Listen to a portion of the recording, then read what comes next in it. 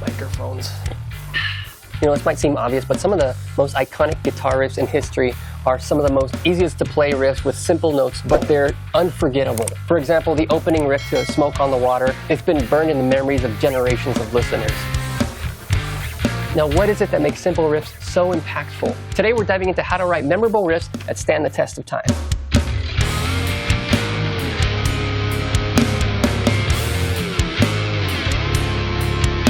So let's start with the obvious big lesson here. You don't need to play a million notes to write a killer riff. Off the top of your head, think of a song right now that you would hear on the radio if you just turned it on right now. It's probably a song that only has 3 chords and just a few melodic lines. Now, it's not about how many notes you choose or how complex the rhythms are. It's really about how you use those notes and how you play them. At the end of the day, as a composer, it's really all about what notes you play and how you play them. So let's just take a simple riff, for example. Just a couple power chords and just a few notes.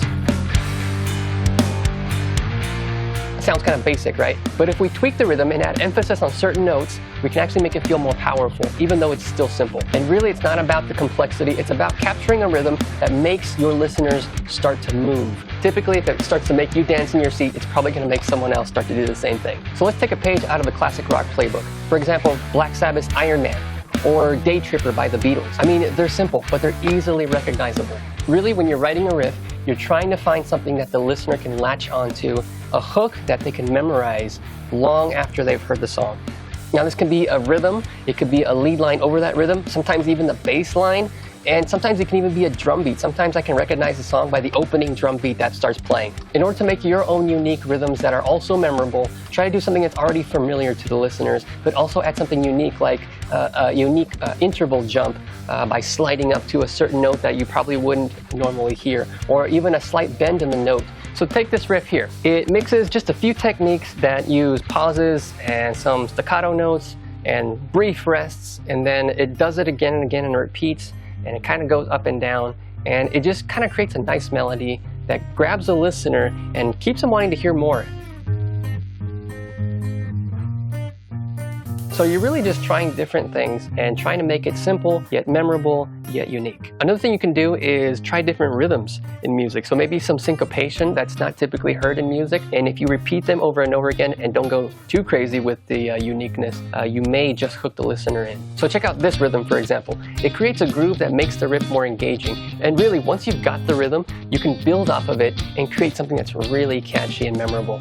So now that we've talked about simplicity and creating a hook, let's look at how to make your riffs unique and memorable. So the trick is to use your own musical voice, take familiar ideas, but then push them in new directions. So if you find yourself constantly reaching for the same scales or the same patterns or the same riffs, you might sound a bit generic. So use what you know, but then start pushing outside those boundaries. Use intervals and little twists that you don't normally use. And that's when your riffs start to sound unique and they start to stand out. So here's an example. I use a little run here that is between chords. It's not super common, super typical to hear in music, so it creates more of an unexpected sound, but still feels fresh and interesting and keeps the story moving along, because everything you play, obviously, there's a little story behind it, whether you want there to be or not. So this actually is moving the story along and actually pushing it into a direction and is telling the listener this is going somewhere. And really don't underestimate small changes. Sometimes a small change can make a huge difference. For example, like a string skipping or slides or hammer-on.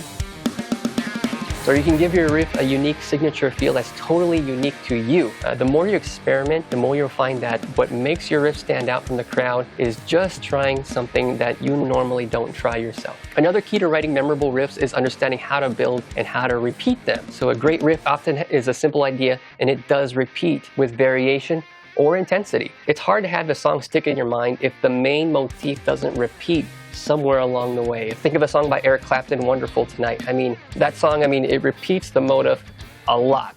And he varies that motif, but he does play it so many times that you can't help but remember that motif. When you think of that song, you think of that guitar riff. So when you're wanting to repeat a riff, a motif, something memorable in your song, do it, and each time you do it, add a little tiny variation. And if it feels like it's getting stagnant and it's like, okay, I know where this is going, make a huge variation, but keep it in that vein of that motif so that the listener understands that there's a connection there. So some things you can do is use timing, okay? You can even start on an off beat, where if you used to start on a downbeat, now push it back an eighth note, start on the snare if you started on the kick, things like that.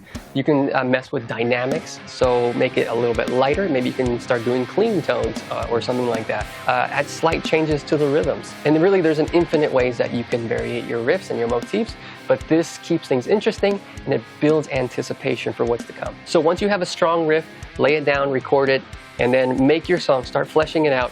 And as that part comes around, again, where you're gonna repeat it second, third, fourth time, keep changing it and keep evolving it. Really what I've learned is that at the end of the day, writing a memorable riff is all about balancing simplicity with creativity, okay? So I've actually made the mistake of going a little too nuts with my creativity. I remember that one of my albums leaned heavily on unpredictability, so I got kind of way away from predictability, and I went way the other side, and that was my album Synthesis. So it was about 3-4 years ago? 2019, yes.